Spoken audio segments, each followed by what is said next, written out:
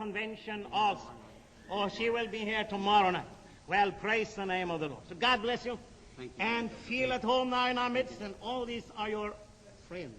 Real good friends, see? Don't sit now before we pray. But you stand and be real good now. Hallelujah. And let God move.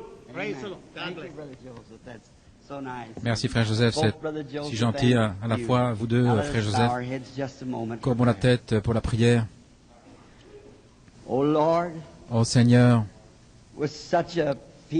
un tel sentiment et de bienvenue dans une église au milieu de ton peuple. Et c'est difficile pour moi de trouver les mots justes pour exprimer ce que je ressens.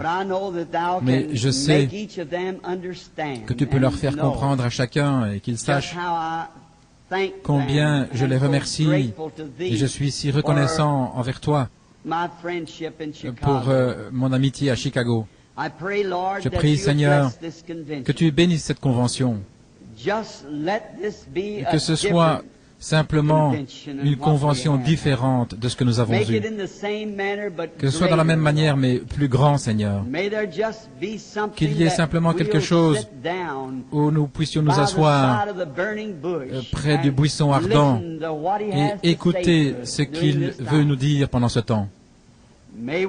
Puissions-nous nous attendre à lui, car nous savons qu'il est notre force et notre vie.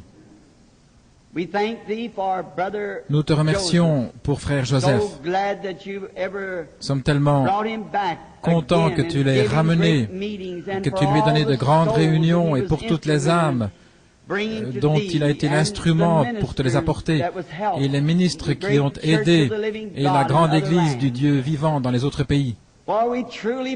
Car nous croyons vraiment, ô Dieu, que ça ne durera pas longtemps avant de le voir, celui que nous avons aimé, que nous avons désiré voir.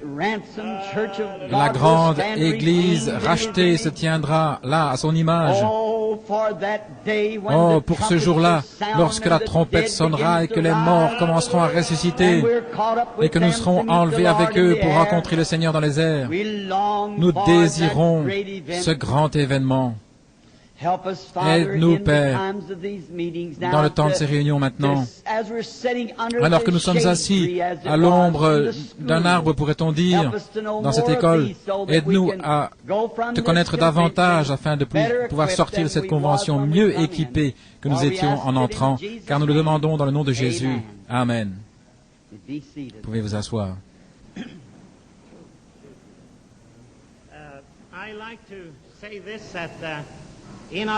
J'aimerais dire ceci, que dans nos conventions, nous essayons d'avoir un grand auditorium. Mais maintenant, comme nous n'étions pas sûrs, avant quelques semaines, que Frère Branham viendrait, et c'est le temps où toutes les écoles ferment, c'était presque impossible. Ça peut nous handicaper un petit peu, mais je crois que nous aurons tous de la patience. Et si vous connaissez la raison, je sais que vous aurez de la patience. Et pour dimanche, nous pourrons avoir un plus grand auditorium, et mieux, pas plus beau, ça ne pourrait pas être plus beau que celui-ci, mais nous aurons plus de place où nous pourrons avoir les gens. J'espère que vous aurez tous un peu de patience et que vous regarderez au-dessus de ça, et maintenant vous avez confessé que vous avez pardonné et vous serez bon. OK?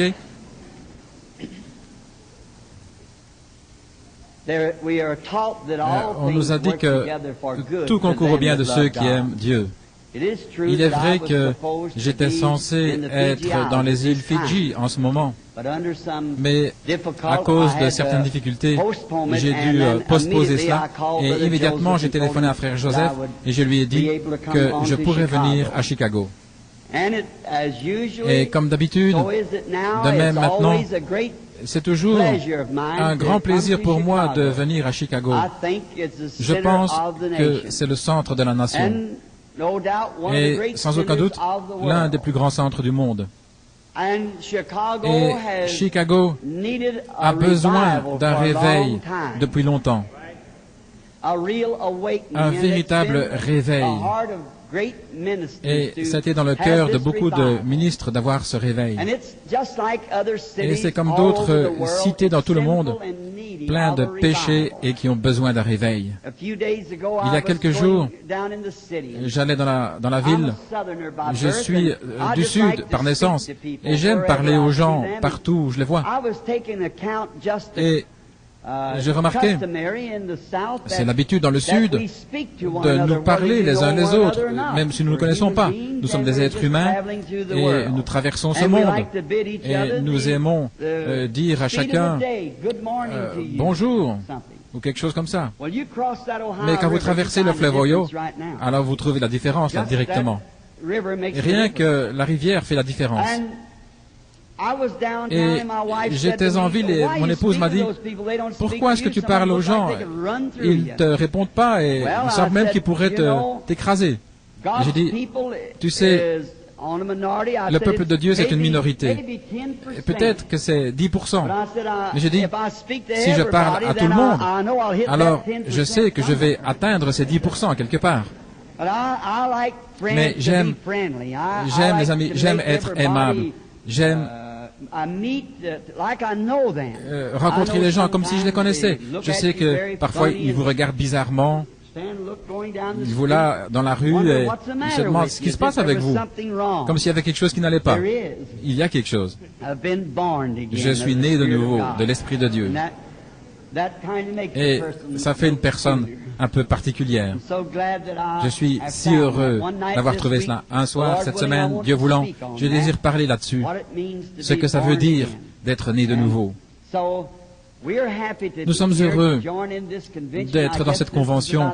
Je pense que ça fait 3 ou 4 ans que je parle dans cette convention. C'est la 4e année. Je suis reconnaissant pour cela, mes frères, et à vous tous les gens qui êtes si aimables. Et maintenant, la petite église ici, je pense habituellement ceci, j'espère, si j'ai tort, que le Seigneur me pardonne, mais il me semble que vous pourriez avoir une meilleure réunion dans une église, parce que dans ces grands auditoriums et ces choses, c'est très bien pour faire asseoir les gens. Mais j'espère que ce n'est pas de la superstition. Mais il me semble toujours qu'il y a tellement de méchanceté dans ces endroits, des combats et parier et le whisky. C'est un endroit où les mauvais esprits sont aux alentours. Et dans une église, c'est le Saint-Esprit qui se trouve là. J'aime être là où se trouve le Saint-Esprit. Je me sens plus chez moi d'être là où se trouve le Saint-Esprit. Et spécialement là où il y a l'église, bien sûr.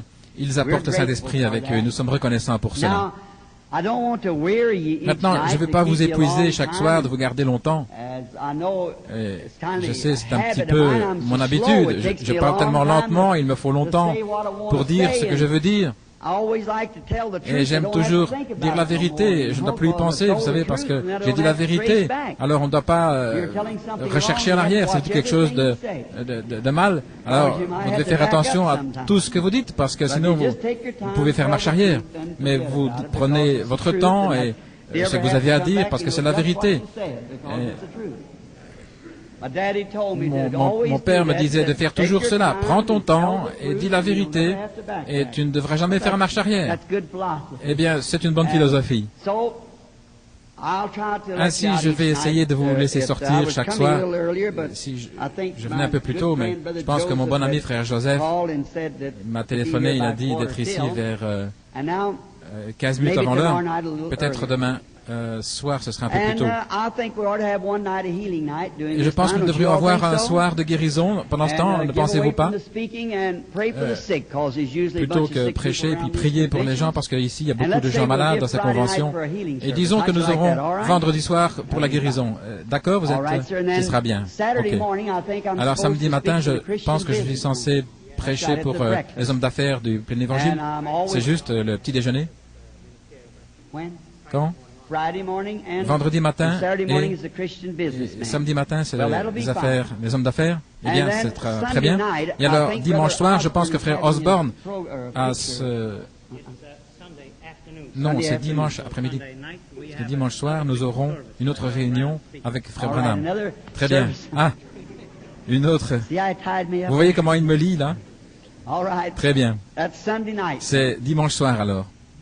Et maintenant, nous allons lire un petit peu dans la parole. Nous allons y entrer rapidement. Et souvenez-vous maintenant ce que nous essayons de faire, frères et sœurs, c'est de venir dans la maison de Dieu comme endroit de correction, un endroit où nous sommes assis, où nous nourrissons de la parole de Dieu et où nous sortons étant différents. Je crois que c'était en Finlande. J'étais là, nous étions arrêtés sur la route et il y avait des Finlandais qui avaient coupé le grain. Et quelqu'un avait apporté de l'eau pour leur dîner. Ils mangeaient sous un arbre. Nous nous sommes arrêtés. On a donné quelques petits tracts. Nous avons eu la prière. Nous avons parlé du Seigneur. Et 17 personnes ont reçu le Saint-Esprit juste là, sous cet arbre, juste en s'arrêtant et en répandant la vérité de l'Évangile à des gens qui avaient faim, un cœur affamé. Et nous pensons que cette convention signifiera cela à chaque personne qui n'a pas reçu le Saint-Esprit, qu'ils le reçoivent pendant ce temps-là. Maintenant, je vais prendre ce sujet ce soir dans le chapitre 19 de 1 Roi et les 5 derniers mots plutôt du verset 9. Qu'entends-tu, Élie? Et ça ne ferait pas de tort de lui adresser quelques mots de la prière. Seigneur, que nos cœurs soient ouverts ce soir pour entendre la parole du Seigneur. Et puisses-tu venir maintenant nous prendre et circoncire nos lèvres et nos cœurs et nos oreilles, et que le Saint-Esprit parle en nous les choses qu'il aimerait que nous connaissions, afin que nous connaissions Dieu et que nous craignions Dieu et que nous aimions Dieu et que nous servions Dieu avec tout ce qui est en nous. Car tu connais notre fragilité et comment nous sommes faits. Nous te demandons de nous pardonner chaque péché que nous avons commis. Fais de nous des cœurs honnêtes, des chrétiens consacrés, afin que nous soyons tellement salés pour les incrédules, afin qu'ils aient soif d'être comme l'Église du Dieu vivant. Accorde le Seigneur. Parle-nous maintenant alors que nous nous attendons à toi. Nous prions dans le nom de Jésus. Amen. Ça avait été un jour écrit en rouge pour le prophète. Il était très fatigué.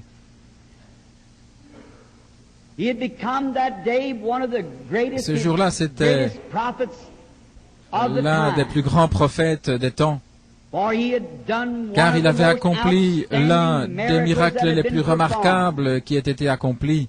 Et franchement, je ne pense pas qu'il y ait jamais eu un temps où Dieu a accompli son miracle d'une telle manière. Mais il était fatigué, il était épuisé. Et habituellement, quand ça arrive, après quelque chose de grand, faites attention à l'ennemi. Et lorsque ses nerfs, il était tout bouleversé, il était sur le point d'être brisé, d'avoir une dépression nerveuse. C'est alors que Jézabel est intervenue. Et ça, c'est le piège du diable. Tous les chrétiens savent cela. Chaque homme ou femme qui a jamais été témoin d'une grande expérience en Christ sait combien c'est vrai. Regardez notre Seigneur. Après son grand couronnement, quand il fut baptisé et que Dieu, le Saint-Esprit, est descendu du ciel sous la forme d'une colombe et a rempli son tabernacle, immédiatement, il fut emmené dans le désert pendant 40 jours et fut tenté du diable.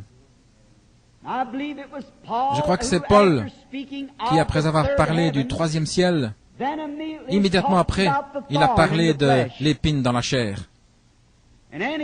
Et toutes les femmes de pasteurs savent combien il faut faire attention le lundi, s'il y a eu un grand jour le dimanche, parce que Vous feriez mieux de le laisser dormir, je pense, le lundi matin. Ce serait la meilleure chose qu'il dorme.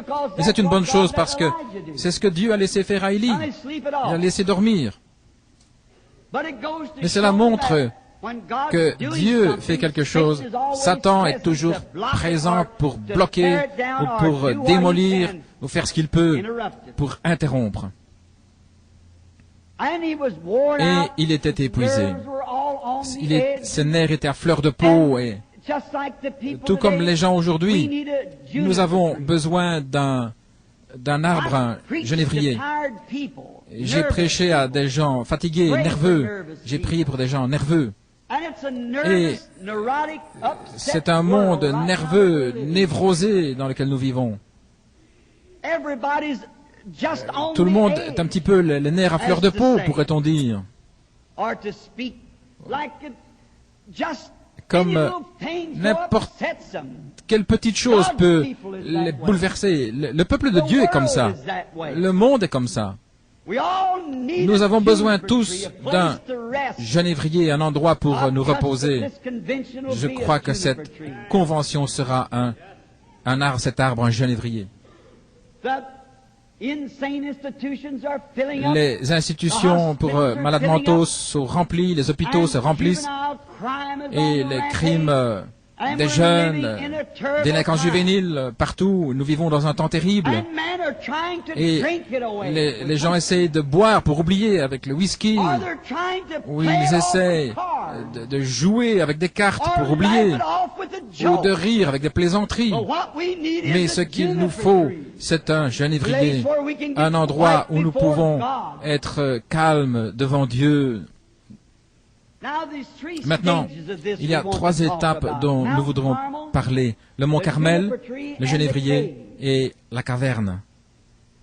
Les nerfs du prophète étaient tout bouleversés. Il venait de sortir de l'onction. Il avait été là pendant longtemps. Et Dieu avait pris soin de lui. J'aime ça. Dieu avait pris soin de son serviteur et l'avait nourri avec des corbeaux. Il avait attendu le temps, il avait abreuvé là au Chérit. Et maintenant, après que le grand miracle ait été accompli et que Élie sortait de sous l'onction, il avait les nerfs à fleur de peau. Oh, combien je peux sympathiser avec lui. Mon cœur a toujours saigné pour Élie quand je pensais, sous l'onction du Saint-Esprit, il avait fait descendre le feu du ciel, accompli des miracles. Mais ce qui le bouleversait plus que tout, c'était cette Jézabel et ces gens-là qui avaient ignoré le miracle. Et ils font la même chose aujourd'hui. Quand Dieu accomplit des miracles, ça ne change pas l'incrédule. Il se moque simplement. Et Élie avait fait ces choses dans le nom du Seigneur. Et Jézabel avait même menacé de lui ôter la vie. Elle avait dit, laissez-moi là comme des prophètes de Baal. Et il n'avait pas coupé sa tête avant le jour suivant. Oui, le diable rage, et Élie pensait certainement que cette femme méchante changerait d'opinion. Mais vous savez, Dieu appelle simplement certaines personnes. Jésus a dit, personne ne peut venir à moi, à moins que mon Père ne l'attire premièrement. Et parfois nous nous posons des questions quand nous prêchons, nous prions, nous avons jeûné, pleuré, et puis nous voyons ensuite les résultats du réveil. Et voir les villes méchantes qui tournent le dos et qui se moquent. Et dans les journaux, ça apparaît comme du fanatisme. Ne pensez pas que c'est étrange, parce que c'est ce qui est arrivé dans tous les âges. Ils commencent à donner des noms vulgaires à ce sujet, ou ils les traitent de n'importe quel nom qu'ils ne devraient pas, simplement pour rendre les œuvres de Dieu quelque chose de léger. La raison pour laquelle je dis cela, c'est que les hommes et les femmes qui croient Dieu et qui ont vu les œuvres de Dieu, et nous demandons pourquoi Chicago n'a pas de réveil. C'est la réponse. Chicago n'aura jamais de réveil, ou l'Amérique n'aura jamais de réveil, à moins que Dieu ne l'envoie. Et il a secoué cette nation avec des signes, des prodiges et des miracles, et il s'en éloigne constamment, avec le même motif que Jézabel avait. Je vais leur couper la tête, je vais fermer leurs églises, s'ils pouvaient le faire. Mais nous avons encore les droits de la Constitution. La loi garde ses portes ouvertes avec les droits de la Constitution. Mais Élie était épuisé et il avait le cafard. Et Jézabel a fait cette menace qui lui a mis dans une dépression nerveuse. Les gens parfois pensent que les prophètes de Dieu devraient être continuellement en train de bombarder tout le temps. Mais Dieu veut qu'ils se mettent sur le côté. Vous savez, certains parmi nous mangent, ils mangent, et ils ne font jamais d'exercice. Et d'autres font trop d'exercice et ils n'ont pas l'occasion de manger. Nous sommes dans ces conventions et nous mangeons la parole de Dieu et la bonté de Dieu. Et nous sommes bien gras et rassasiés, et nous ne disons jamais rien à ce sujet. Nous devrions sortir et utiliser cette énergie dans des témoignages à la gloire du Seigneur Jésus. Vous savez, beaucoup de gens pensent que le prophète devrait s'avancer comme une fusée. S'il part comme une fusée, il va bientôt tomber comme une pierre aussi. Aujourd'hui, je venais de Jeffersonville, j'écoutais la radio. Ils essayaient d'envoyer un Spoutnik ou quelque chose, dépenser des millions de dollars pour essayer de battre la Russie, pour aller sur la Lune. C'est pas étonnant que nous sommes un tas de névrosés. Qu'est-ce que nous avons à faire avec la Lune, alors que nous ne pouvons même pas prendre soin de ce que nous avons ici? Nous ne pouvons pas contrôler ceci. Mais vous voyez, tout ça, c'est un mouvement scientifique. Et Dieu est abandonné. Il n'est plus dans le tableau. Un jour, les hommes ont essayé de construire une tour pour s'éloigner de la terre. Et Dieu ne leur a pas donné l'unité. Et je pense que les hommes aujourd'hui, ils essaient de construire ces tours pour aller jusqu'à la Lune. Et ils sont là, avec toutes sortes de conférences, mais sans unité. Ils ne peuvent pas parler la langue les uns des autres. Il y a une langue que nous devrions tous connaître, et c'est la langue de Dieu. L'amour de Dieu les uns pour les autres et une fraternité parmi les hommes.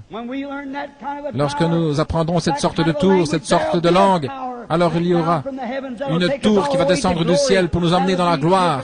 Ce sera l'échelle de Jacob, où Dieu nous fera monter un de ces jours. Il était fatigué, épuisé, mais Dieu prenait soin de son prophète. Je pense à la gentillesse de Dieu qu'il a montrée envers Élie lorsqu'il l'a amené sous cet arbre.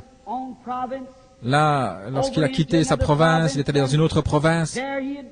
Et là, il avait laissé son serviteur. Et puis, couru dans la jungle, dans le désert, dans un endroit fixé. Et je crois que ce genévrier a été mis là dans le sol pour ce but-là. Dieu l'a fait se reposer là sous ce genévrier, il l'a mis dans le sommeil afin qu'il puisse se reposer un peu. Et alors, il savait qu'il avait faim. Il l'a réveillé, un ange l'a touché. Et là, il y avait des gâteaux qui étaient là, qui avaient été posés sur les charbons. Et il a mangé les gâteaux et il s'est rendormi à nouveau. Il devait être vraiment fatigué. Ce réveil, ces miracles qu'il avait accomplis, le surnaturel, il était épuisé. Et alors, l'ange l'a laissé dormir un temps, et puis il l'a réveillé. Et il a dit, mange encore, parce que le voyage est très dur. Combien nous avons besoin dans ce voyage dans lequel nous sommes maintenant, de trouver un endroit de repos et de se réjouir sur la parole de Dieu, afin que cela nous donne de la force. Soir après soir, entrer dans sa chambre et se reposer, revenir le lendemain matin, frais et manger davantage, car il y a un grand voyage et une grande bataille qui est devant nous là pour l'Église. Je crois que nous avons été enfants assez longtemps. Dieu va transformer son Église et va l'amener dans le fait d'être un homme maintenant. Et nous avons joué, nous sommes amusés comme des enfants. Mais maintenant, nous allons devoir mettre de côté les choses de l'enfant et revêtir la maturité et être des hommes. Je crois que c'est Paul qui disait, quand j'étais un enfant, je parlais comme un enfant, parce qu'il pensait comme un enfant. Mais c'est le temps maintenant de commencer à penser comme des hommes et des femmes, car nous devons entrer dans les affaires. Et nous voyons que le prophète ensuite est arrivé dans la caverne. Je me demande quelle sorte de vitamines se trouvaient dans ces gâteaux qu'il a mangés. Cela l'a conservé dans une bonne condition pendant 40 jours. N'imaginez-vous pas, les scientifiques de ce jour, combien ils aimeraient prendre l'un de ces gâteaux et d'examiner dans leur laboratoire pour voir combien de produits chimiques est-ce qu'il y avait et les vitamines, pour pouvoir garder un homme dans une telle force pendant 40 jours. Dieu a encore un laboratoire rempli de cela. Et ils sont là, dans le but pour ces voyages. Et lorsque nous le trouvons maintenant dans la caverne, il était là, retiré dans une caverne. Et Dieu voulait lui parler. Et la Bible dit qu'un grand et puissant vent est passé, et puis un tremblement de terre, et puis des déchirements, des secouements. Mais Élie restait simplement tranquille. Et après un temps, il y a eu une petite voix douce et tranquille. Et Élie a reconnu que c'était Dieu. Et il a mis le manteau sur son visage et il est sorti pour le rencontrer. Je me demande si nous, l'Église, n'avons pas écouté trop de vents impétueux et de tonnerre et de sang et les éclairs, au point où nous avons manqué d'entendre cette petite voix douce, et c'est le temps de revenir à ça maintenant. Ça n'a jamais frappé Élie. Élie était l'un des aigles de Dieu. Il était là dans la caverne, en train d'écouter toutes ces choses qui passaient. Et cependant, c'est Dieu qui le faisait. Mais il voulait quelque chose de mieux. Élie était son aigle. J'aime toujours ce chant. Ceux qui s'attendent à l'Éternel renouvelleront leur force. Ils s'élèveront avec des ailes comme un aigle. Et il y a un certain verset qui dit quelque chose comme ceci. Enseigne-moi, Seigneur, à attendre quand les cœurs sont enflammés. Laisse-moi humilier mon orgueil et invoquer ton nom. Enseigne-moi à ne pas me reposer sur ce que font les autres, mais à attendre dans la prière une petite voix douce et subtile qui vient de toi. Nous, les Américains, nous aimons les grandes choses et beaucoup de bruit. Comme c'est différent, comme ça revient sur nous. C'est une petite chose et silencieuse. Vous savez, les Américains, ils aiment coloniser les grandes choses, aller avec les grandes églises, faire les grandes choses, les plus grandes foules. C'est à celui qui peut attirer le plus l'attention. C'est né en nous de faire ça. Mais, oh, combien cela a prouvé que nous avons manqué Dieu. Là où il y a tellement de bruit, et je crois dans le bruit, certainement. Mais c'est pas ça. Élie savait que Dieu faisait le bruit, mais il attendait quelque chose d'autre. Oh Dieu, laisse-moi attendre. Peu importe qui a le plus grand réveil, qui attire la plus grande foule, ou la plus grande église, la plus grande dénomination. Laisse-moi attendre jusqu'à ce que j'entende cette petite voix douce. Je me demande si nous n'avons pas pris tellement de temps à être méthodistes, baptistes et des dénominations, au point où nous avons manqué d'entendre cette petite voix douce. Car nous regardons nos églises qui déclinent et la fraternité qui se brise et les choses qui arrivent, et nous voyons que quelque chose ne va pas. Et cependant, nous avons eu les vents, la pluie, les flots et tout le reste. Mais où est cette petite voix douce? Ils cherchent les grandes choses. Celui qui peut ériger la plus grande tente. Celui qui peut construire la plus grande église. Et nous, les pentecôtistes, nous sommes arrivés à un tel endroit. Si nous allons dans une réunion, et si tout le monde ne court pas dans les allées, et parle en langue, et saute sur les sièges, nous n'avons pas eu de réunion. Ça vaudrait la peine de rester tranquille jusqu'à ce que nous entends quelque chose qui vient du ciel, une petite voix douce. Nous avons besoin de l'enseignement apostolique, de la puissance apostolique. Cette puissance apostolique, ce n'est pas le bruit, c'est le Saint-Esprit et l'amour de Dieu qui nous fait désirer le Christ Jésus. Les gens aiment coloniser, faire des sectes, avoir des formes, des dénominations. Ils sont là et ils cachent leurs propres péchés. J'appartiens à telle et telle. Et j'appartiens à telle église. C'est la plus grande église. Je ne me soucie pas combien elle est grande. Il n'y a qu'une seule chose qui peut cacher le péché, et c'est le sang de Jésus-Christ. Nous entendons tellement parler aujourd'hui de Dieu, Dieu, mais c'est un Dieu, un bon Dieu, mais c'est un Dieu de colère aussi. C'est un Dieu de jugement, c'est un Dieu de justice. Et sa sainteté requiert la justice. Il incombe à Dieu d'être juste parce qu'il est saint. Et il juge et condamne de la même manière qu'il bénit. Mais aujourd'hui, nous pensions que parce que nous pouvions faire beaucoup de bruit, ou avoir une grande dénomination, ou faire quelque chose de grand et bruyant, allons là sur la rue et frapper d'un tambour, et beaucoup de gens qui suivent, parce qu'ils font du bruit. Je crois que Paul en a parlé un jour en disant, comme un airain qui retentit, une cymbale retentissante.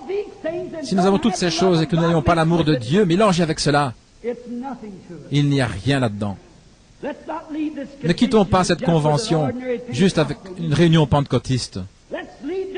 Quittons cette convention, si c'est la volonté de Dieu, avec tellement l'amour et la puissance divine du Saint-Esprit dans notre vie, au point où cela change chaque motif que nous avons, que cela nous forme nos vies dans la forme de Jésus-Christ. Prenez cela, mes frères et mes sœurs. J'aime l'Église. Je l'aime tellement que j'en suis jaloux. Les gens pensent que je combats l'Église. Non, je ne fais que indiquer à l'Église un secret qu'ils devraient connaître. Ne suivons pas tellement les grandes choses, parce qu'elles vont faillir.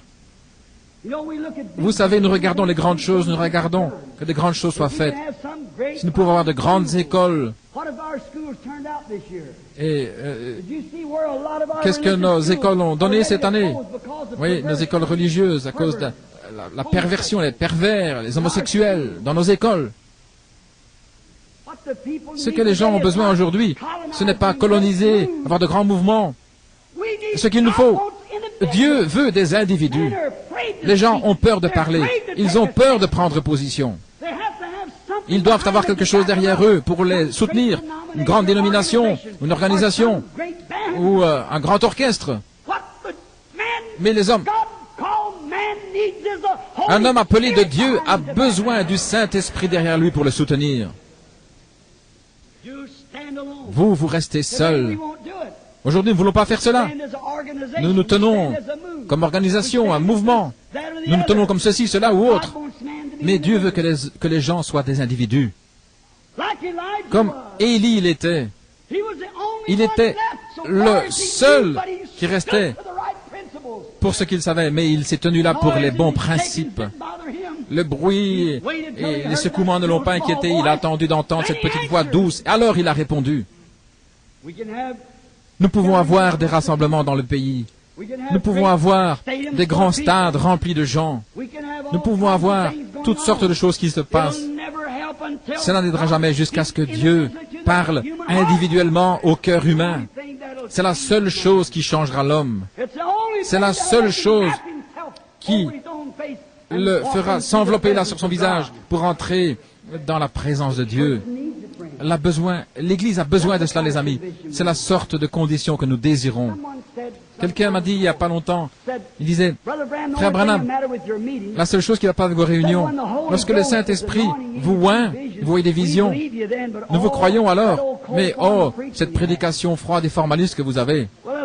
Eh bien, si le Saint-Esprit peut montrer des visions, c'est le même Saint-Esprit qui peut parler aussi autrement. Dieu ne fera pas cela, nous avons besoin de correction. Oh, nous avons besoin de revenir, rester silencieux et écouter jusqu'à ce que quelque chose se passe à l'intérieur de nous, une voix du ciel qui parle. Mais nous voulons être soutenus. Un homme pense que parce qu'il devient un ministre, s'il ne va pas dans une grande organisation pour qu'il le soutienne, eh bien, il ne pourra pas prêcher. Si Dieu vous a appelé à prêcher, prêchez. Si vous devez vous tenir seul, prêchez de toute manière. Dieu vous a parlé. Restez là et prêchez. C'est votre droit donné par Dieu. Je préfère écouter un homme comme cela plutôt que d'avoir tous ceux qui ont leur diplôme en théologie ou philosophie derrière eux. Et c'est ce qui ruine l'Église aujourd'hui. Ils suivent des classes, des sectes, des sociétés. Toutes ces choses sont bien. Mais ça n'appartient pas, ça n'a pas sa place dans la maison de Dieu. Dieu veut des hommes envoyés par Dieu, qui soient loin du ciel et qui ont entendu l'histoire de Dieu et qui ont été remplis de son esprit, qui se tiennent là sur la conviction de leur cœur. Regardez Élie. Regardez Élisée qui le suivait. Regardez Jean-Baptiste en son jour. Regardez Paul. Tous l'avaient abandonné et il se tenait là parce qu'il avait rencontré Dieu. Il avait entendu une voix lui parler un jour. Regardez John Wesley, Martin Luther, Calvin. Des hommes qui ont fait quelque chose pour Dieu. Ce sont des hommes qui ont entendu Dieu et qui se sont tenus là sur leurs convictions, qui ont écouté et qui ont attendu. Peu importe ce que les autres disaient, ils attendaient que Dieu leur parle. Les grands réveils vont de l'avant. Il semble que des vents impétueux, des tours puissantes et tout cela, ils attendent. Les aigles de Dieu font toujours cela, jusqu'à ce qu'ils puissent entendre cette voix qui leur parle. Vous savez, les grandes choses ne font pas beaucoup de bruit. Avez-vous déjà pensé à ça? Vous savez que le soleil peut tirer des millions de litres d'eau en moins de bruit qu'on peut pomper un verre d'eau. Les grandes choses, habituellement, se passent dans le silence. Avez-vous déjà entendu les planètes tourner les unes autour des autres? Non, mais comme c'est grand!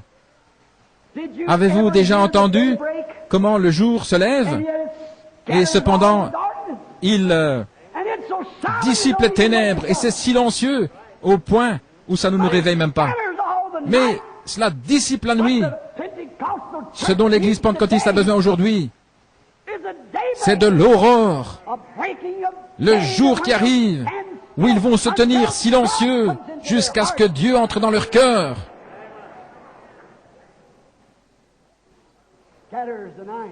Qu'il dissipe la nuit. Nous pensons que si la nuit est dissipée, un peu de ténèbres quelque part, et que nous devons démolir la ville. Nous ne devons pas démolir toute la ville. Restez tranquille et sachez que je suis Dieu. Il a dit à Moïse, il lui a ordonné de rester tranquille. Regarde et vois ce que je vais faire. Ce qu'il nous faut, frère. Nous avons couru avant la charrue. Nous avons mis la charrue avant les bœufs. Comme un messager un jour, il avait couru, il avait entendu quelque chose. Et lorsqu'il est arrivé là, il n'avait rien à dire quand il est arrivé là. Je pense que c'est beaucoup ce qui se passe aujourd'hui. Nous avons entendu beaucoup de choses se passer, nous avons commencé à courir, et nous ne savons pas pourquoi nous courons. Attendons jusqu'à ce que nous entendions Dieu, qu'il parle à notre cœur, d'avoir un message, quelque chose, que cette petite voix douce a changé, elle a changé chaque fibre en nous.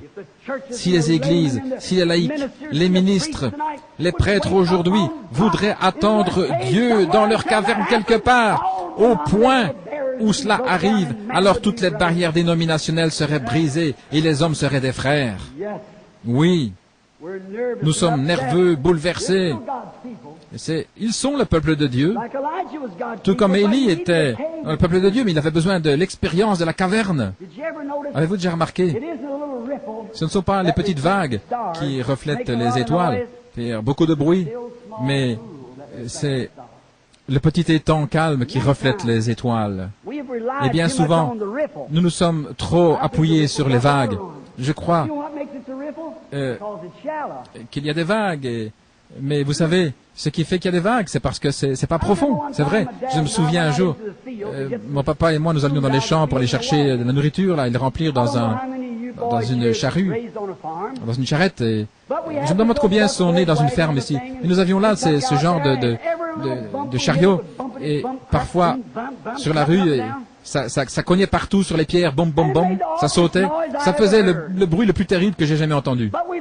Mais lorsque le chariot était rempli de toutes ces bonnes choses de la ferme, et nous puissions revenir alors, on n'entendait plus tous ces bruits. Il était bien chargé. Ce qu'il nous faut ce soir, c'est d'être remplis de l'amour de Dieu, de sa puissance, attendant jusqu'à ce que cette petite voix douce nous rencontre. Dans cette convention, attendons d'entendre sa voix. C'est un défi pour nous. Attendez jusqu'à ce que nous sachions ce que nous faisons. Attendez que sa voix parle, et alors nous saurons où aller. Cela me donne de la conviction. Quelqu'un dit, nous regardons, regardez frère Branham, voyez, c'est là où va la foule.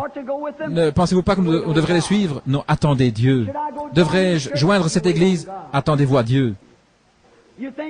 Si vous pensez qu'ils ont un grand réveil là, attendez-vous à Dieu. Que ce soit Dieu qui parle, attendez que Dieu parle. Alors vous pourrez parler, vous avez un message. Vous pouvez aller dans l'eau et sauter, faire beaucoup de bruit, mais attendez-vous à Dieu. Quand entends-tu toutes ces choses qui se sont? Qu'avez-vous entendu là-dedans? Nous avons entendu la confusion, nous avons entendu des hauts et des bas, nous avons entendu des organisations différentes, des grandes choses comme cela. Mais où Dieu se trouve-t-il dans toutes ces choses? Nous avons besoin d'hommes qui soient loin, des hommes qui savent où ils se tiennent, des hommes qui ont rencontré Dieu face à face et qui ont parlé avec lui. Vous êtes mes témoins. Après que le Saint-Esprit soit venu sur vous, les choses que je ferai, vous les ferez aussi. Après que le Saint-Esprit soit venu sur vous, vous serez mes témoins. Ces signes suivront ceux qui croient. Nous voulons attendre. Jésus leur avait dit, après qu'ils avaient été avec eux, ils s'étaient réjouis, ils étaient revenus, les diables étaient soumis. Il a dit, vous n'êtes pas encore prêts, allez à Jérusalem et attendez d'être remplis. Vous ferez trop de bruit, trop de vapeur, simplement pour faire aller le sifflet. Mais vous n'aurez pas assez de vapeur pour faire tourner les roues. Vous pouvez témoigner, sauter, chanter et tout, mais à moins que Dieu nous amène dans une telle condition, nous pouvons nous reconnaître les uns les autres comme des frères. Au point où toute la malice, les combats, les luttes, tout ça soit disparu. Nos sauts, crier, louer Dieu, parler en langue, guérir les malades, accomplir des miracles, et tout ça n'arrivera jamais à rien. Revenez et attendez dans la caverne jusqu'à ce que nous entendions la petite voix douce qui nous appelle dans le service de Dieu. Oh, combien nous avons besoin de cela, combien le monde en a besoin. Nous avons besoin de cela. Dieu pourvoira. Et vous dites, eh bien, frère Branham, s'ils vont tous, qu'en est-il de moi? S'ils suivent tous ce mouvement, mais suivez Christ. Attendez simplement un peu. Vous savez, nous avons des oiseaux. Et certains sont des oiseaux migrateurs. Certains, dès qu'il y a un peu de fraîcheur, ils vont vers le sud, aussi vite qu'ils le peuvent. Mais il y en a qui restent ici. Eh bien, un oiseau va dire, tu ferais mieux de te joindre avec nous. Les vers, ils sont mieux là-bas. Mais si celui qui reste ici, Dieu le nourrit là exactement, pendant l'hiver, de la même manière qu'il va nourrir l'autre là-bas. Dieu a toujours un chemin pour vous, c'est juste. Et il est prouvé que l'oiseau qui reste à la maison est en meilleure santé et beaucoup plus solide que celui qui va vers le sud. Nous ne devons pas nous inquiéter. Nous oublions qu'il y a un Dieu. Nous sommes tout excités et nous disons, si je peux faire ceci, si je ne peux pas agir comme cela, si je ne peux pas me joindre, restez tranquille et attendez que Dieu vous parle. C'est la chose. Par exemple, si un lapin, s'il allait jusqu'en Floride pour vivre, il n'y arriverait jamais avec ces petits bonds comme ça. Et si quelqu'un disait, attendez, nous allons voir d'une manière scientifique, si tu restes là, il va y avoir 30 pieds de neige, tu vas te trouver là, dans la neige, tu vas mourir. Mais, vous savez, le lapin, il survit là où il se trouve. Dieu lui procure des raquettes de neige et il va simplement survivre là. Parce que quelque chose lui dit de rester là et d'attendre. Il n'a pas encore de chaussures, mais Dieu va pourvoir pour cela. Les raquettes de neige pour le lapin, et il va se trouver là et il sera entretenu, il pourra manger, tout ira bien. C'est comme le petit cerf en Chicago. S'il allait en Floride, là, il serait en danger. Dieu sait cela. Ainsi, Dieu fait qu'il soit satisfait de la manière où il est. Même s'il y a de la neige, 30 pieds de neige, et toute la mousse et tout. Et Dieu prend soin de lui. Et qu'en est-il de cet ours-là qui est toute l'année? Que ferais-tu si Dieu te donnait ces raquettes de neige? Dieu prendra soin de la situation. On ne doit pas simplement pas être tout frustré. Dieu prendra soin de la situation. Il ne doit pas sauter, être tout frustré et dire, oh là là, qu'est-ce qui va se passer? Il se tuerait, ou bien quelqu'un le tuerait s'il agirait comme ça. Voilà ce que l'Église essaye de faire. Ils essayent de se joindre, de courir après ceci, faire ceci, cela. Attendez-vous au Seigneur. C'est lui qui pourvoira pour vous. Qu'est-ce que vous entendez? Pouvez-vous entendre la voix? Cet ours, il entend la voix de Dieu. Il n'a pas de raquette de neige, mais qu'est-ce qu'il fait? Il va simplement dormir, il s'endort et il dort là pendant tout l'hiver. Que les autres courent, ils a où ils veulent, mais lui, il va simplement entrer en sommeil, en hibernation. La nature parle.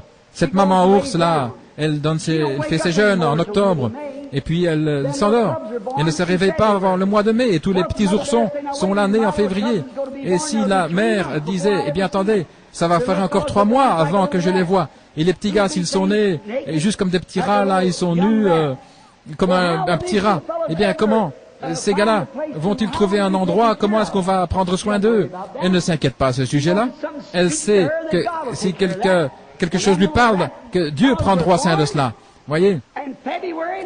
Et en février, dans tout ce temps froid, sous la neige, quelque chose fait que ces petits gars vont se tenir debout et ils vont marcher près de leur mère et ils vont se nourrir. Et là, ils vont se nourrir pendant 3 mois. Et lorsque la maman va se réveiller, elle va dire bonjour les enfants, et puis ils vont commencer leur petite marche. Elle ne se frustre pas au sujet du fait d'aller vers le sud, elle n'est pas frustrée à aller voir le médecin et comment veiller à ses petits enfants. Non, elle dort tout simplement. Si l'Église pouvait simplement avoir assez de sens comme cet ours pour s'attendre au Seigneur. Le général Byrd, lorsqu'il a fait son expédition vers le pôle Sud, il pensait que ces gens, les amis avec lesquels il était, devraient avoir du lait frais.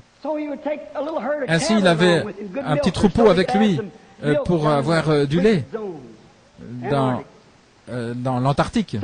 Ainsi, il a dit, nous allons prendre quelques vaches. Et ils ont pensé, si nous changeons ces vaches ici qui se trouvent dans une zone tempérée, là dans cette zone froide, elles vont attraper la pneumonie, elles vont mourir si nous les conduisons là-bas. Ainsi, ils sont allés là et ils ont fabriqué des gros vêtements, des grands manteaux avec des fourrures. Et ils les ont mis sur ces vaches. Vous savez quoi? Quand ils sont arrivés là, ils ont remarqué qu'elles n'en avaient pas besoin. Dieu leur a fait pousser des longs poils afin qu'elles n'aient pas besoin de ces manteaux faits par l'homme. C'est ainsi que l'Église, peu importe si vous êtes là sur la rue et que vous ayez une canette en main ou un tambourin, si vous êtes un ouvrier dans la mission Il ne veut pas que vous soyez un Billy Graham ou un Oral Roberts. Attendez-vous au Seigneur. Il pourvoira à tout ce dont vous avez besoin. Attendez d'entendre cette petite voix douce. C'est ce qu'il nous faut. Attendez. Qu'entends-tu? Que pouvez-vous entendre? Et qu'avez-vous entendu dans toutes ces années? Nous avons eu des miracles. Nous avons eu des choses que Dieu voulait que les hommes attendent. Il a accompli des miracles. Il n'a jamais changé le pays. Le péché est encore partout, pire que jamais. Et c'est arrivé jusque même dans les églises pour déchirer. Qu'est-ce que nos miracles ont fait? Qu'est-ce que nos campagnes de guérison? Je crois dans la guérison divine, certainement. Mais vous ne pouvez jamais mettre l'accent sur quelque chose de mineur. La guérison divine est mineure. Nous ne pouvons pas mettre l'accent sur ces choses-là. L'Église devrait être dans la maturité. Nous avons eu des vents impétueux, nous avons eu toutes sortes de sensations. Mais où en est l'Église? Où en sommes-nous aujourd'hui? Il y a encore plus de dénominations aujourd'hui, colonisées et tout, et nous sommes toujours les mêmes hommes. Ce qu'il nous faut, c'est attendre jusqu'à ce que nous entendions la voix de Dieu en tant qu'individu. Chaque homme et femme dans cette convention, peu importe si Jim Jones et les autres sont avec vous, ne le font pas, mais vous, faites-le de toute manière. Retirez-vous dans une caverne et attendez là, jusqu'à ce que Dieu vous parle. Ne bougez pas. Il le fera. Un message, Dieu voulant, il m'a donné au tabernacle il y a quelques soirs. Et quand je suis revenu de Californie, j'ai parlé à ce sujet. Ce qui était la nouvelle naissance. Je suis prêché à un endroit où moi-même je me suis trouvé sous la conviction. Le jour suivant, je suis parti pour aller dans ma caverne. Il y a une dame ici qui a parlé à un de mes associés, Monsieur Mercier, là dans le camp. J'avais été avec son mari là à la pêche. Et frère Bosworth m'avait raconté une petite plaisanterie. Et je l'ai raconté à son mari. C'était juste une petite chose. Aussi simple que je disais, un petit garçon était là en train de regarder dans le berceau, il y avait un petit frère qui était né, et il était là en train de jouer avec, il riait et tout, et la petite maman regardait le petit gars, et il a dit, « Maman, est-ce que tu as dit que ce bébé est sorti du ciel, est venu du ciel ?» Elle a dit, « Oui, mon garçon. » Et il a dit, « C'est pas étonnant qu'ils l'ont chassé dehors. » Eh bien, oui, pour moi, c'était une petite plaisanterie. Mais j'ai raconté ça à un homme, et puis lui est allé le dire à son épouse, et elle a dit, « Est-ce que tu veux me dire que frère Branham raconte des plaisanteries ?» Eh bien, vous voyez, c'était faux pour moi de le faire. Bien sûr. Nous ne faisons pas attention parfois. Paul a dit, si le fait de manger de la viande, c'est une pierre d'achoppement, eh bien, je ne mangerai pas de viande aussi longtemps que le monde existe. Mais l'homme essaye de se justifier. Il dit, les réunions de frère Branham, il dit, il entre, là, il a sous l'onction, il voit des visions, au point où il doit se relaxer. Elle a dit, mais toi, tu n'es pas frère Branham, et tu n'as pas ce genre de réunion. Voyez, cela a mis une pierre d'achoppement.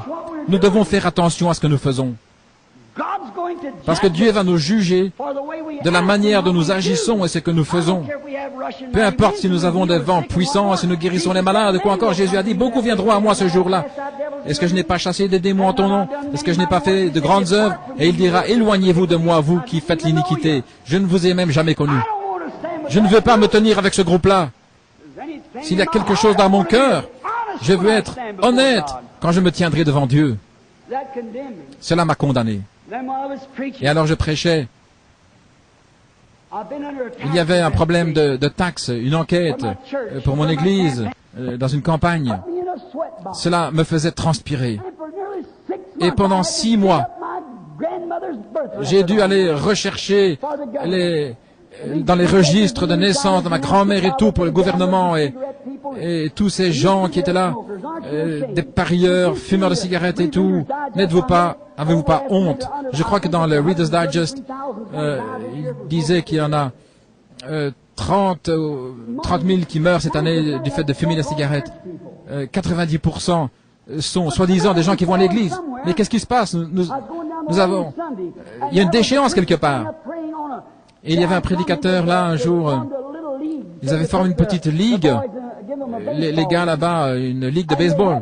Et ils avaient un prédicateur qui se tenait là pour bénir le terrain. Quand j'avais 17 ans, j'étais un peu actif, là, je jouais pour l'église méthodiste, dans la ligue de l'église, et n'importe quel garçon qui jouait au baseball ne pouvait pas jouer avec l'église. Et voilà que le même prédicateur se trouvait là, en train de bénir cet endroit. Qu'est-ce qui s'est passé? Est-ce que nos vents impétueux nous ont amenés quelque part? Est-ce que notre tonnerre, les éclairs, le sang nous a conduits quelque part? Est-ce que nous a rendus plus doux et humbles devant Dieu? Il nous faut revenir dans la présence de Dieu à nouveau. C'est exactement vrai. Nous sommes tellement... nous nous reposons sur les sensations et tout. Revenons à Dieu. J'étais condamné, je me tenais là à la chair. Et je vais le confesser juste ici parce que cela m'a déjà été pardonné. J'étais en train de dîner et le téléphone a sonné. C'est un numéro privé. Et nous avons un service de répondeur. Le téléphone sonnait. Je me demandais, c'est peut-être quelqu'un qui me connaissait.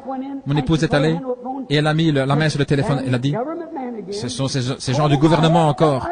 Oh là là, je pensais que j'allais perdre la tête. J'étais tellement nerveux, bouleversé. Et je devais aller chercher ceci, et creuser là-dedans et cela, et aller chercher les diacres et les administrateurs et tout. J'étais tellement épuisé. Vous savez ce que j'ai fait? J'ai dit, dis-leur que je ne suis pas là maintenant. Et j'ai couru à l'extérieur de la maison, derrière la maison. Quand je suis revenu, ma femme m'a regardé. C'est une chérie, elle a dit, Billy, est-ce que c'était la chose exacte à faire? J'ai dit, bien sûr. Je n'étais pas là, de toute façon, juste à ce moment-là. Vous voyez, parfois vous agissez comme si c'était la vérité, mais c'est quand même un mensonge. Dieu ne veut pas que nous mentions, ou dire des petits mensonges blancs, ou tourner autour du coin. Tout doit être exactement juste. Cela m'a condamné. J'ai pensé à ça tout l'après-midi. J'ai commencé à prier pour quelqu'un. Je ne pouvais pas prier pour eux. Attendez une minute. Si notre cœur ne nous condamne pas, mais s'il y a quelque chose dans votre vie qui vous condamne, vous feriez mieux de corriger cette chose. Peu importe, vous ne pouvez pas agir correctement. Le Saint-Esprit ne peut pas traiter avec vous lorsque vous avez des préjudices de l'égoïsme, ces choses en vous. Le Saint-Esprit ne peut pas vous bénir. Vous pouvez avoir une émotion intellectuelle, quelque chose de fabriqué. Laissez-moi vous expliquer quelque chose. Par exemple, quand une femme se marie, et si elle a peur de ne pas avoir de bébé, elle n'en aura pas. Mais si elle va en adopter un, alors elle en aura un. Voyez, 9 fois sur 10, c'est ce qui se passe. Cela place son corps dans la bonne émotion. Demandez à un médecin si c'est pas vrai. Cela la place dans la bonne attitude. Job a dit les choses que je crains, le pire, c'est ce qui vient sur moi. Oui. Vous voulez être au-dessus de tout, là où il n'y a pas de condamnation, rien envers vous. Vous devez vivre comme de véritables chrétiens, vivre dans la présence de Dieu, chaque jour, chaque heure, chaque moment. Ne rien dire, ne rien faire, n'allez nulle part, que ce soit Christ, comme Christ exactement, dans toutes vos actions. Dieu demande que nous abstenions absolument de toutes les choses du monde, la séparation. Le monde veut mélanger des cartes de parti dans le sous-sol, le banco dans l'église. Laissez-moi vous dire, Dieu veut des séparateurs, que des hommes et des femmes soient séparés du péché. Écoutez, cela m'a condamné. Laissez-moi vous montrer quelque chose. Par exemple, maintenant même, il est 10h moins le quart. Si Joseph ici, je sais qu'il ne le ferait pas, mais dans une semaine, eh bien, c'était pas un chrétien, et il voulait défendre un de ses amis. Il essayait de dire qu'il était à Philadelphie à ce moment-là, le mardi soir, le 8 ou le 10, le 9. Le 9 juin, à Philadelphie, parce qu'il devrait défendre cet ami. Très bien. Alors ils vont accepter sa parole. Je jure solennellement. Vous voyez, il peut dire ça intellectuellement. Mais profondément dans son âme, il sait que c'est faux. Ainsi, ils l'amènent devant le tribunal. Et ils disent, Monsieur Bosé, est-ce que vous jurez solennellement que vous étiez à Philadelphie, à tel endroit, le mardi soir, le 9 juin 1959? Je jure solennellement que j'étais là, avec mon ami, juste là, à tel endroit. Ils disent, allez chercher le détecteur de mensonges et mettez-le autour de ses poignets. Monsieur Bosé, voulez-vous lever la main et jurer cela? Il peut dire, maintenant, je vais faire que ça soit juste. Il peut avoir un visage correct. Oui, monsieur, mes chers amis précieux, je jure solennellement que j'étais à tel endroit, ici à Philadelphie, ce soir-là. Mais le détecteur va dire, il dit un mensonge. Pourquoi? Intellectuellement, il essaye que ça a l'air juste. Il le parle de manière juste. Mais son cœur dit non. C'est son âme. C'est là où Dieu vit. L'homme n'a pas été fait pour dire un mensonge. L'homme a été fait pour dire la vérité. Et si vous ne pouvez pas rejeter le préjudice, l'égoïsme, comment pouvez-vous vous attendre à ce que Dieu réponde à la prière? Vous pouvez parler en langue, crier, battre le tambourin, faire tout ce que vous voulez, et puis parler contre votre voisin. Mais ne vous attendez pas à ce que Dieu réponde à votre prière, c'est juste. Ainsi j'étais là, je voulais poser mes mains sur un bébé, le Saint-Esprit m'a dit, mais quoi au sujet du fait que je n'étais pas dans la maison? Voyez, s'il y a une vibration, s'il y a quelque chose au sujet de poser les mains, si vous n'êtes pas en ordre avec Dieu, il y a de la condamnation là. Vous savez, dans votre cœur, que Dieu ne va pas vous répondre. Mais maintenant, c'est la vérité, les frères. Ainsi, j'étais tellement condamné, je n'en voulais plus. J'ai fermé la porte, je suis entré dans ma caverne. Vous savez tous que j'ai une caverne là, je suis resté là. J'ai prié, j'ai pleuré. J'ai dit, oh Dieu, il y a des gens malades. Je suis désolé d'avoir dit cela. Je n'ai pas seulement menti, mais j'ai fait que mon épouse a menti. Elle a dit que je n'étais pas là. Elle ne l'aurait pas dit si je ne lui avais pas dit de le dire. Et j'étais trop frustré. Nous devons être pas... Dieu est avec nous. Qui sera contre nous? Il n'y a rien à mettre dans l'ombre. Nous devons être fidèles et nous tenir là dans la vérité. Et si vous savez que vous devriez naître de nouveau, être rempli du Saint-Esprit, avoir une expérience comme ils avaient le jour de la Pentecôte, alors ne vous attendez pas à ce que Dieu réponde à votre prière si vous voulez vous tenir derrière quelque chose d'autre. Mon Église ne dit pas, mais qu'est-ce que Dieu dit? Si vous savez que vous devez naître de nouveau, vous devez être comme Christ, et si vous n'avez pas encore eu cette expérience où toute la condamnation du monde, toutes les choses sont parties de vous, retournez dans la caverne, sous ce genévrier-là, rapidement, et écoutez, et voyez ce que vous pouvez entendre. Vous entendrez quelque chose comme le vent impétueux, vous entendrez des choses comme les sensations, la guérison divine, le sang, le feu, la fumée, quoi que ce soit, ou ces grandes églises se joindre à ceci, les sectes, dénominations, une grande organisation. Mais vous entendrez une voix qui vous parle. Vous entendrez Dieu descendre dans votre âme et vous faire confesser tout et corriger toutes choses. Je vais vous dire quelque chose en terminant. Je ne vous ai jamais dit ce qui est arrivé. Je ne vais pas le dire, mais Satan ne peut pas le connaître aussi longtemps que c'est dans mon cœur. Dieu vit là. Mais si je le parle, alors il va l'entendre. Et il va bloquer tous les chemins. Et ça, c'était mon problème, le trouble. J'ai aimé les gens au point de leur dire tout, mais cette fois-ci, je vais le garder, vous n'en saurez rien. Cela arrivera et c'est la première chose, vous le verrez. J'ai dit, Seigneur, je ne suis même pas digne d'être ton serviteur. Moi, je me tenais là avec un homme que j'aimais. J'ai mis une pierre d'achoppement pour son épouse avec ses plaisanteries. Et cependant, je suis contre les plaisanteries. Je me relaxais, nous étions à la pêche. Et j'ai dit, tu sais ce que Frère Bosworth m'a dit? Et je lui ai dit ces petites plaisanteries. Et voilà, ça a continué comme ça. Dieu est en train de me préparer à faire sortir cette chose de moi. Cela doit être. Si vous devez prier pour les malades et poser les mains, et que s'il y a un détecteur de mensonges qui veut détecter la vérité, il va dire que vous mentez si vous mentez. À quoi bon poser les mains sur un malade pour la guérison? Vous devez être honnête, les amis. C'est juste. J'ai honte de le dire devant l'Église, mais je l'ai fait. Alors, lorsque Dieu m'a pardonné, j'avais été là, criant à Dieu pendant longtemps.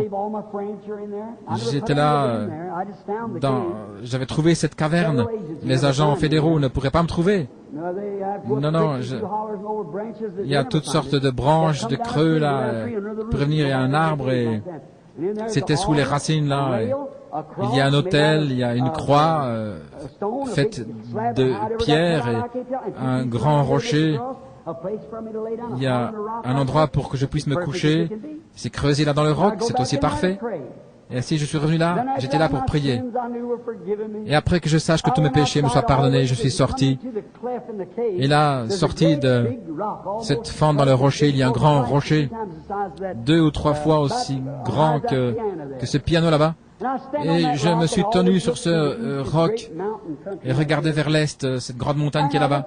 Et je regardais vers l'est et je me tenais là sur ce rocher devant la caverne et j'adorais le Seigneur. Oh, je l'adorais au point de pleurer. C'était 3 heures de l'après-midi. Et je me tenais là et je disais, « Oh Dieu, pardonne-moi. Peu importe si ça me coûte la vie. » Et je disais, pardonne-lui à elle, parce que c'est moi qui ai été la cause, Seigneur. Elle ne devait pas le dire, mais j'aurais dû vivre mieux que cela, Seigneur, alors que prier pour tes malades et leur poser les mains, tu m'as condamné. Et je savais que tu ne me répondrais pas jusqu'à ce que ce péché soit confessé et que tout soit corrigé. J'ai dit, j'ai menti, et j'ai fait que mon épouse mente aussi, et pardonne-moi pour cela.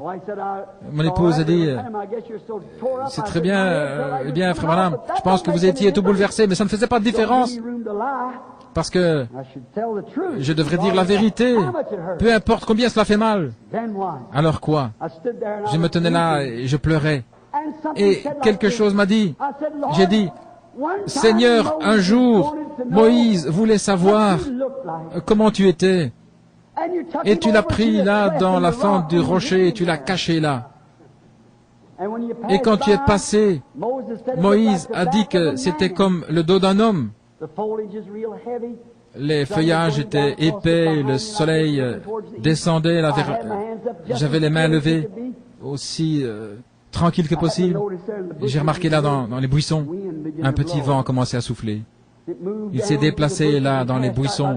Il est passé là près de la caverne près de moi. Il est allé sur le côté. Je n'oublierai jamais cela aussi longtemps que je vis. Oh Dieu, laisse-moi me tenir tranquille. Cache-moi dans la fente du rocher, Seigneur. Je veux entendre cette petite voix douce. Je sais que j'ai été pardonné, j'ai vu ces feuilles bouger, le petit vent là. Simplement un petit vent, comme j'avais entendu quand j'étais un petit garçon dans les buissons. Ce vent était venu là d'un côté, doucement, il était passé là où j'étais. Et les feuilles qui bougeaient, là près de la caverne. Qu'est-ce que ça signifie pour moi?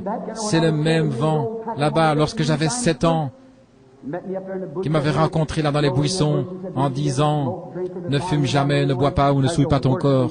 Il y a quelque chose à accomplir pour toi quand tu seras plus vieux. » Frère, tout cela, entendre beaucoup de bruit, une organisation, voulez-vous entendre porter un vêtement ecclésiastique ou bien voulez-vous attendre d'entendre cette petite voix douce qui fasse de vous ce que vous devriez être un véritable chrétien? Pensez à ça. Qu'entends-tu, Élie? Qu'entendez-vous, Chicago? Attendons jusqu'à entendre cette petite voix douce dans cette convention. Courbons la tête maintenant un moment.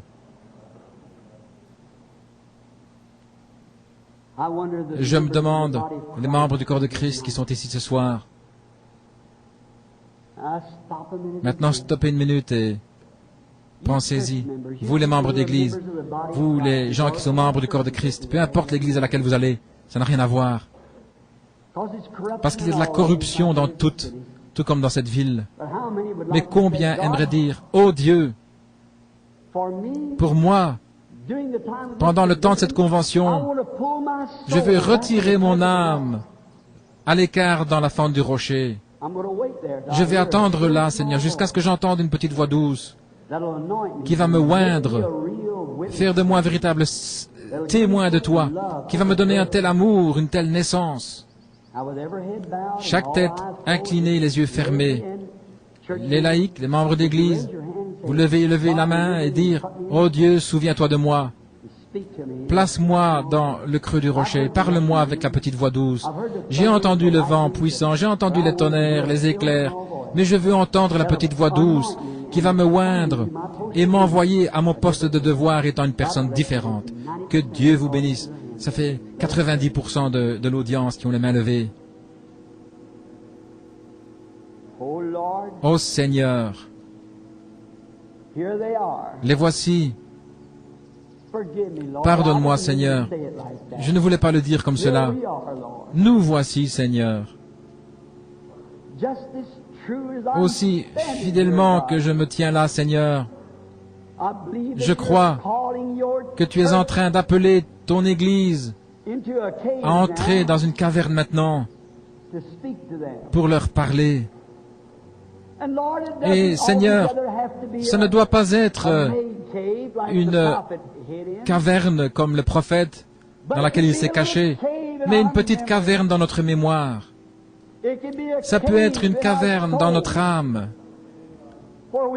où nous pouvons nous retirer, nous arrêter, faire l'inventaire, regarder autour de nous et ensuite écouter pour voir ce que nous pouvons entendre. Nous avons entendu le vent et nous en sommes reconnaissants. Nous avons entendu les vents impétueux, nous avons entendu les réveils, nous avons vu les miracles au mont Carmel et nous avons vu la défaite. Et Seigneur, nous sommes fatigués ce soir. Nous sommes nerveux. Nous avons besoin de toi. Nous sommes ici sous le genévrier. Nourris-nous de ta vérité, Seigneur. Ta parole est la vérité. Ensuite, emmène-nous, Seigneur, en ce moment, Seigneur, dans la caverne, que nous puissions nous cacher là, dans la fente du rocher, jusqu'à ce que nous entendions cette petite voix douce. Et que cette convention n'éclate pas dans de grands cris, un jubilé, mais que cela éclate dans une expérience, dans des pleurs, une repentance, un esprit de réveil dans le cœur des gens qui les réveille, qui les ramène à Dieu à nouveau, dans cette expérience douce et humble, comme le soir où nous avons été sauvés, Seigneur. Nous confessons nos péchés. Nous sommes honnêtes. Nous le confessons devant Dieu et devant les hommes. Oh Seigneur, quand je pense à ce que j'ai dit à mon épouse là, dire que je ne suis pas à la maison, que je suis à l'extérieur maintenant même, je ne suis pas juste ici à ce moment-là. Seigneur, cela m'a condamné. Mais tu m'as pardonné pour cela et maintenant je sais mieux. Oh, adoucis nos vies, Seigneur. Déverse l'huile et le baume de Galade et l'onction, Seigneur, et oins nos âmes de ta bonté et de ta miséricorde, afin que nous puissions entendre Dieu nous parler à nouveau. Accorde-le, Seigneur, à chacun qui se trouve ici et les autres dans la nation. Nous avons vu, Seigneur, le tonnerre et le vent, les tremblements de terre, et cela n'a pas amené les résultats, Seigneur. Ils veulent encore faire plus de dénominations et briser et coloniser et séparer les hommes les uns des autres. Oh Dieu, laisse-nous nous tenir silencieux et calmes jusqu'à ce que nous entendions la voix de Dieu qui fait fondre nos âmes les uns avec les autres. Accorde-le, Seigneur. Entends-nous et pardonne-nous et donne-nous cet esprit-là afin que nous puissions vivre jour après jour. Guéris les malades au milieu de nous, Seigneur. Ceux qui sont ici et qui ne se sentent pas bien, Père, nous prions qu'ils ne devront même pas attendre la réunion de guérison vendredi soir, mais que maintenant même, dans cette douceur, là, dans la fente du rocher, qu'ils puissent entendre la voix de Dieu qui leur parle. Je suis le Seigneur qui guérit toutes tes maladies. Et ce ne sera pas alors traverser dans les lignes de prière, dans différents endroits, et les évangélistes qui posent les mains, mais ce sera une expérience. Ils se souviendront toujours, ils sauront que quelque chose leur est arrivé. Accorde le Père. Mais par-dessus tout, pardonne-nous nos transgressions. Nous voulons nous tenir sans défaut ce jour-là, car nous le demandons dans le nom de Jésus et pour sa gloire. Amen.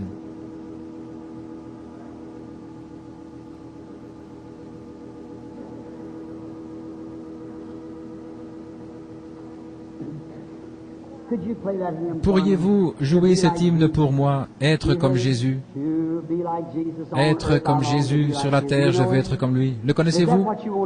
Est-ce que c'est comme ça que vous voulez être? Bien sûr. Combien connaissent le chant? Très bien. Chantons-le dans l'adoration. Être comme Jésus.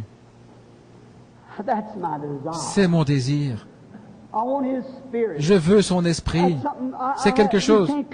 Vous ne pouvez pas laver votre tache comme un léopard ne peut pas lécher cette tache. Vous ne pouvez pas le faire.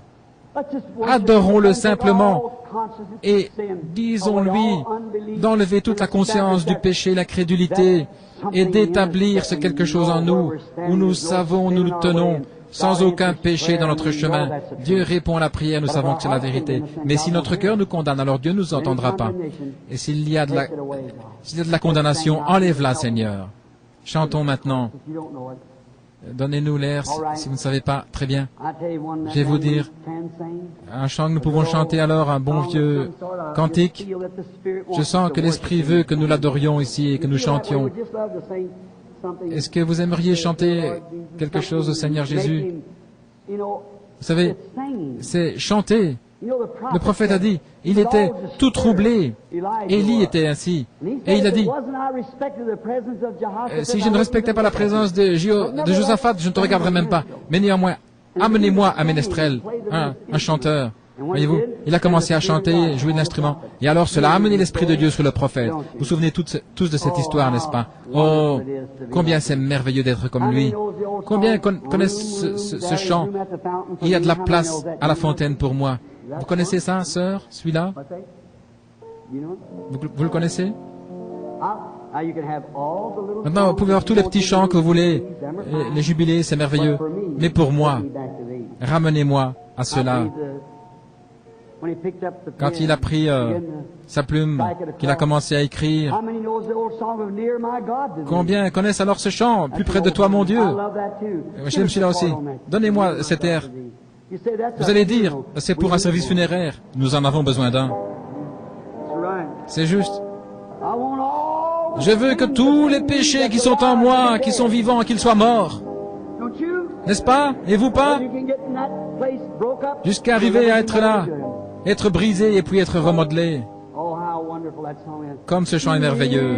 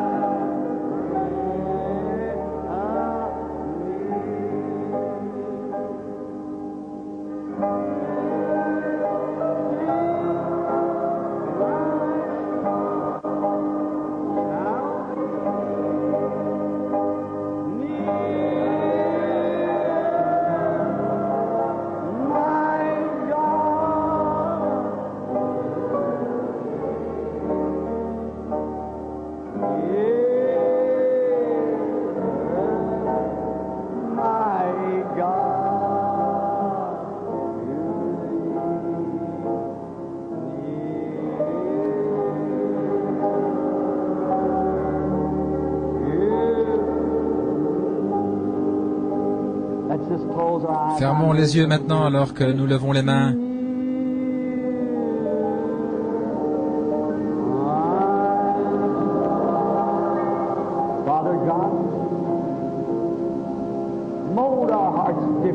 Père Dieu, modèle nos cœurs différemment maintenant. S'il y a du péché au milieu de nous,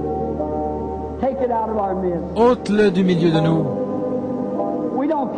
Peu importe à quel niveau nous devons arriver, Seigneur. On peut nous appeler, nous traiter n'importe comment, mépriser, rejeter. Que nous soyons simplement près de toi, Seigneur.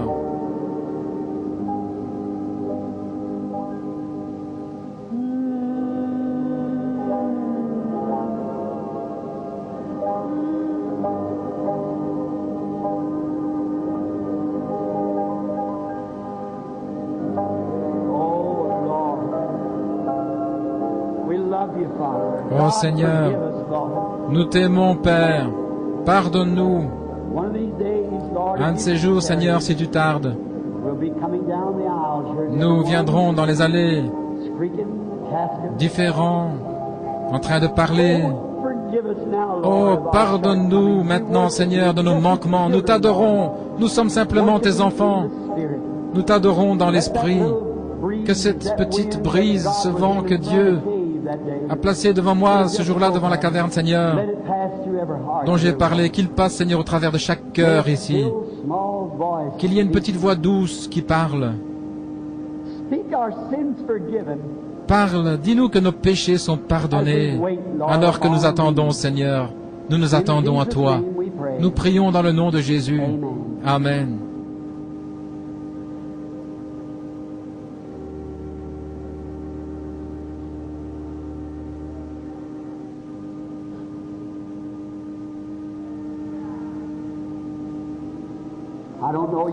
Je ne connais pas votre opinion. Chaque personne a son opinion. Mais pour moi, c'est ceci quand Christ vient. Ce sentiment doux et humble. Pour moi, c'est la petite voix douce qui parle beaucoup plus fort que les vents impétueux. Honnêtement, dans votre cœur, croyez-vous que c'est la vérité? Certainement. Maintenant, prenez la main de quelqu'un à côté de vous et chantons encore une fois alors que nous nous serrons la main. Quelqu'un à côté de vous, chantons-le encore une fois.